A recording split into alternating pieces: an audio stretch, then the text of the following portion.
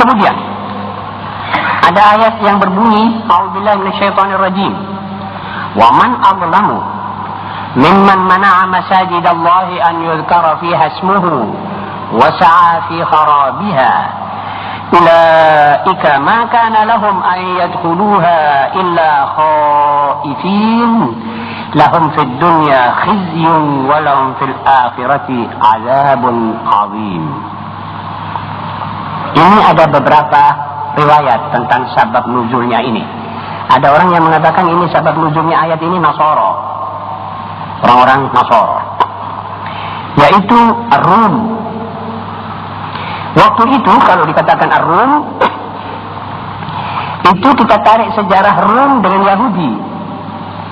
Bagaimana bencinya orang-orang Rum kepada Yahudi, sehingga Raja Titus dari bangsa Rum yang masuk Palestina waktu itu betul-betul menghancurkan semua bangunan gedung-gedung peribadatan kaum Yahudi. Karena Titus benci kepada Yahudi. Karena bencinya, tempat-tempat ibadat kaum Yahudi dihancurkan sama sekali. Jadi Titus itu sesudah kira-kira 70 tahun dari meninggalnya Nabi Allah, dari diangkatnya Nabi Allah Isa ke langit. Jadi semua tempat ibadat Yahudi dihancurkan, tidak ada satu batu pun dari tempat-tempat ibadah itu dibiarkan, diratakan semuanya. Allah turun, wa man azlamu mimman mana'a masajidallah. Siapa gerangan yang lebih zalim dari manusia-manusia yang mencegah orang beribadat di dalam tempat-tempat peribadatan mereka itu, untuk menyebut nama Allah di dalam tempat-tempat peribadatan itu. Jadi ada yang mengatakan ini kepada Raja Nasrani yang bernama Titus, atau yang dikatakan Malik Rum. Sebab ada ayat, nanti akan kita sampai baca ke situ, Alif Lam Mim Ghulibatir Rum. Rum dikalahkan oleh kaum lain, oleh kaum Tarsi, oleh kaum yang tidak beragama kitabi.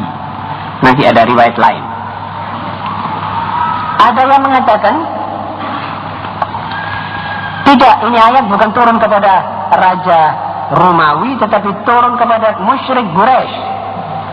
Di waktu Nabi dalam tahun Hudaybiyah akan masuk ke kota Makkah sebagai satu manusia, akan tawaf, akan umrah, kaum kafir mencegahnya. Tidak boleh masuk.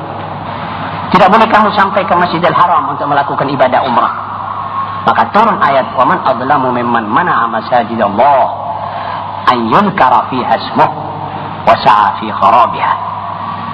Jadi ada dua asbab nuzul. Tapi yang sudah jelas bagi kita sekarang yang hidup, baik ini sebab turunnya ayat ini adalah kaum Nasara di Rum atau kaum musyrikin di Mekah waktu mencegah Nabi masuk ke Masjidil Haram untuk umrah. Namun satu kesimpulan yang bisa kita tarik, yaitu kita tidak boleh mencegah orang beribadah di masjid. Ini mengancam semua orang yang menolak atau mencegah orang-orang yang menyebut nama Allah di masjid.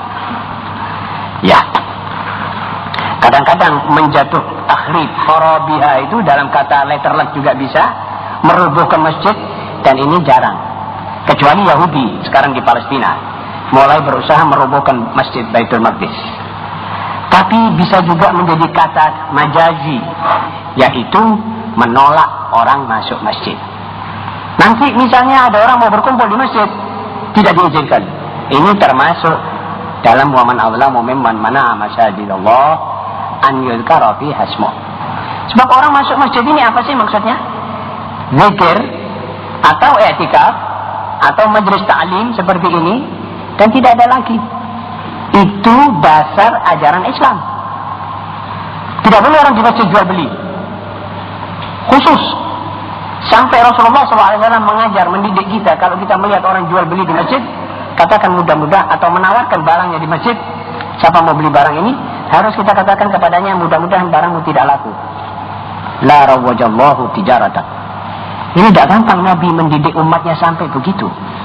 Kalau tidak paling kalau tidak saking soronya larangan orang jual beli di masjid. Lagi pula orang mencari sesuatu di masjid. Kau tidak kata payungku, kau tidak kata sandalku, di sandalku cari sandal, cari itu cari ini. Harus kita katakan mudah-mudahan tidak ketemu yang kau cari. Saudara-saudara, ini ada latar belakangnya, ada hikmahnya. Apa hikmahnya? Dengarkan baik-baik. Hikmahnya supaya orang masuk masjid ini cuma untuk ibadah, cuma untuk belajar atau mengajar, cuma untuk etikaf dan baca Quran dan zikir. Selain ini tidak dibolehkan. Dan tidak dibolehkan masjid ini digunakan untuk selain dari ini masalah. Orang duduk-duduk minum rokok di masjid, tidak boleh, haram. Orang menjadikan masjid tempat simpanan belanggur, haram besar. Bayangkan kalau itu belanggur meledak di masjid, bagaimana? Bayangkan risiko itu. Kalau orang menyimpan belanggur di masjid sampai 40 atau 30 belanggur dan meledak, barangkali tidak ada satu batu ini cekat. Dan paling apes kalau di waktu Jumat 10.000 orang di jenazah. Bayangkan kalau itu meledak di waktu hari Jumat, di waktu panas-panasnya suasana. Karenanya hendaknya kita taat kepada Allah dan Rasulnya, tidak menggunakan masjid ini kecuali untuk masalah-masalah yang ada sangkut pautnya dengan ibadah. Dan coba di zaman bukan seperti sekarang, ulama melarang masjid ditutup. Tapi zaman ini baru kok tidak ditutup masjid, mungkin keamanannya tidak terjaga. Sebab orang mau bangun malam, kebetulan masjid ini ada empernya begini besar, tapi ada masjidnya tidak ada apa-apanya, terus pintu ditutup tidak bisa masuk. Karena itu masjid tidak lain hanya untuk ibadah. Ayat wa man adzlamu mimman mana'a masajidallahi an yuzkara fiha ismuh bisa juga mengenai kita. Kalau kita bekerja, berusaha sesuatu, atau kita dandan orang sembahyang Jumat, kita bikin satu suara keras di sebelahnya masjid sehingga orang tidak bisa zikir, tidak bisa dengar khutbah Jumat, tidak bisa. Itu termasuk wa man adzlamu mimman mana'a masajidallahi an yuzkara fiha ismuh.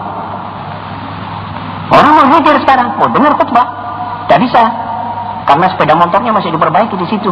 Ada mungkin juga termasuk dalam larangan. Alhasil, mengurangi fungsinya masjid itu haram. Termasuk dalam ayat wa man adzlamu mimman mana'a masajidallahi an yuzkara fiha ismuh.